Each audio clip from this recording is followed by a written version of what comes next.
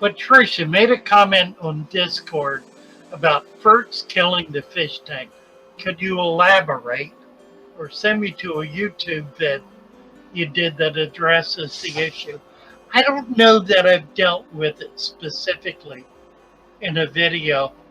The person in question was fertilizing with liquid fertilizer about once a week and just had created a terrible, a terrible imbalance in the tank,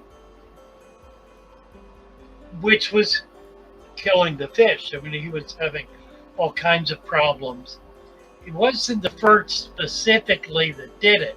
It was the impact of all of that nutrition and chemical going into the tank on a continuing basis. What people don't understand is the very small amount of nutrition that plants need in order to thrive. Even plants that take all of their nutrition from the water. If you have fish in the water, they're providing more than adequate nutrition for whatever plants you have in there. You know, I'm fond of saying the more plants you have, the more fish you can have. The opposite is also true. The more fish you have, the more plants you can have. And even beyond that, the more fish you have, the more plants you will have.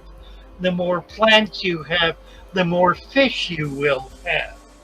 They really are mutually dependent and mutually supportive of each other.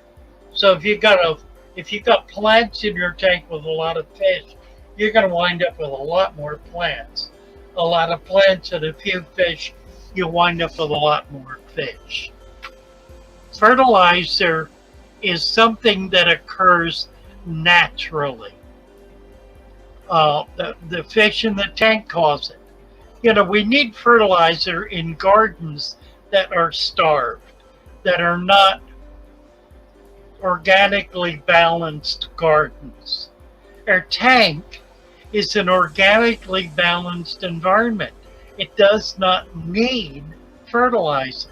Fertilizer tends to burn things up. It tends to be an overkill. It creates conditions that are not particularly healthy. If you've got a tank that has no nutrition in it, where the plants are starved, sure, ferts are going to help. But it's not a long-term fix. It's a very poor short-term fix.